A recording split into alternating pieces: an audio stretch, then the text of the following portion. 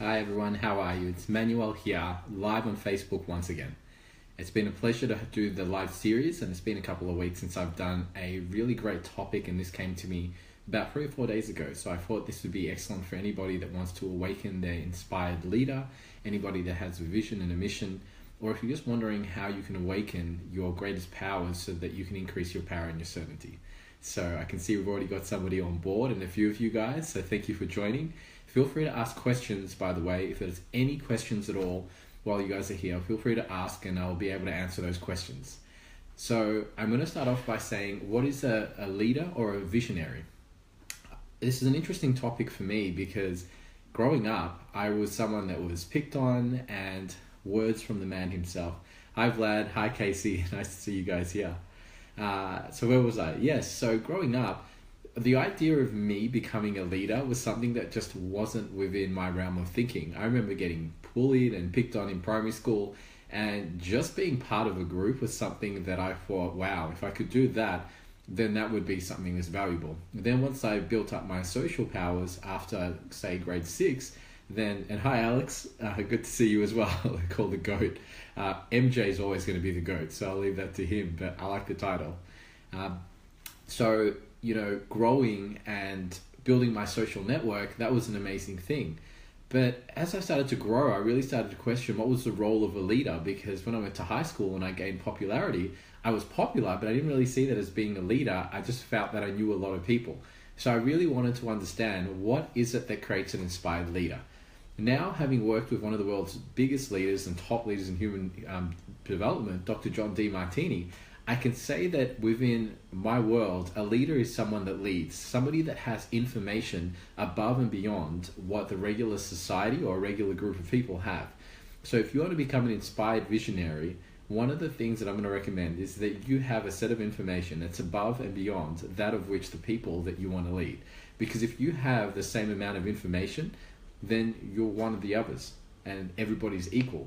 If you want to be an inspired visionary, your vision has to be that which is beyond everyone else's. And that comes with its certain challenges as well. So I know within the field that I work in, sometimes what I offer my clients and the things that we're capable of doing, when I tell them about it, it's so far beyond their vision that they can't even imagine doing that. So if you're in a field and you want to be an inspired visionary, one of the things that I highly recommend is that you gain the ability to be able to take on large amounts of support and challenge. Every human being on planet Earth has a unique and different set of values. As you increase the amount of people that you have influence and can communicate and talk to, you have more complementary opposite sets of values.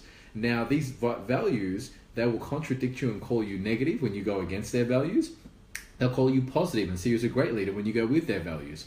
If you become a leader on the scale where you get to talk in front of the world, then half the world will most likely dislike what it is that you have to say, because they'll look at what you're actually saying and say, well, that goes against everything I believe, my model of the world and my values. And hi Rich, nice to see you on board. And the other half, who it fulfills their values, they're going to say, this is great and I agree with your inspired vision. So if you want to become a leader and you can't take large amounts of challenge and all you're looking for is support, you're not going to last very long, because it's an unrealistic expectation.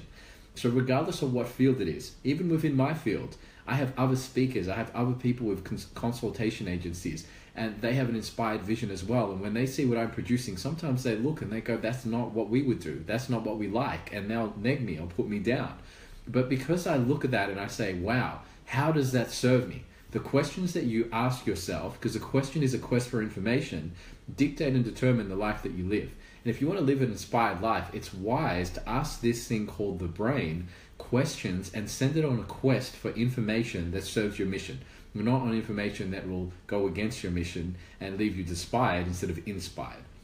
So if you have a high resilience, if you're asking quality questions from your mind and you're asking it to see how to turn things on the way, not in the way, and how to be able to handle large amounts of support and challenge, you're going to increase the potential of you being an inspired leader, being able to manage your emotions along the process, being able to communicate in front of large groups of people, and have much more realistic expectations. The other thing that I once got taught by Dr. John Demartini, and he said this to me and it stuck, he said, whatever area that you want to lead in, if you read one or a couple of books in that field, you won't read the original writings. The original writer is here. and they were the person that revolutionized the field. And then years later, you see that other people wrote on their perceptions of the field. So they're kind of their point of views.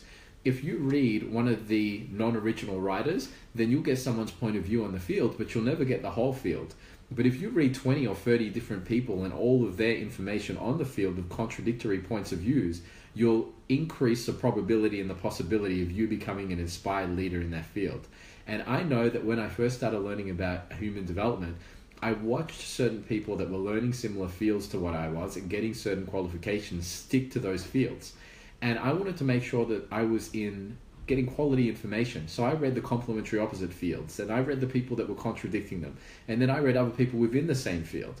And what I found was, as my mind expanded, I had an opportunity to expand far beyond what they were capable of doing.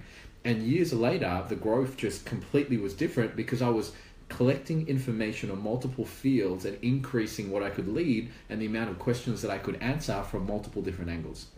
So whatever it is that you plan to lead, to reiterate on some of these points, because I know that whatever it is that you value, whatever you're inspired by, whatever your mission is, whatever it is that gives you great levels of energy and vitality, whether that's a personal trainer, whether that's an inspirational speaker, whether that's a mum, whether you're a teacher, whatever it is, I know that you desire to be an inspired leader. And in that field, I highly recommend you learn how to take support and challenge equally. You learn how to communicate in other people's values so you understand what's valuable to them while also communicating what's valuable to you.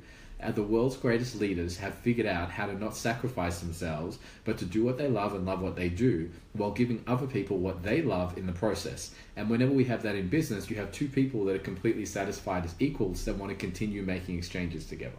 So whatever it is that you love, I challenge you after watching this to write it down, set plans forward, be an inspired leader, gather as much information as you can, take on the greatest amount of support and challenge, revolutionize the field, and share your inspired mission. And Gandhi said something that I'll leave you with. Gandhi said, your life is your mission. So I'm not one of those people that believes, when I talk to certain clients and they go, I get 5 hours of me time a day. I go, no, you don't. The 24 hours in your day, that's your you time. If you haven't figured out how to do what you love and love what you do for the 24, and you're only living for the 5, and you're working for somebody else for 8, and you're driving back from work for 2 hours, and then you relax and watch TV for another 2, you're completely giving away and missing the point. The whole thing is your life. How you manage your life and what small action steps you take on a daily basis and what quality questions you ask dictate and determine where your inspired destiny goes, meaning your destination in space and time. I would love for each and every one of you watching this to wake up every single morning highly fulfilled and inspired from within, to have a mission that you can't wait to go out and share with as large a group of people as possible. So I hope that this has been valuable to you. I truly appreciate your time. I'm actually going to do a double up, so I'm going to have another Facebook Live video just after this talking about disease and disorder. I'm actually going to be talking about anxiety, I believe, but I may do depression. So if you're interested, clock onto that as well.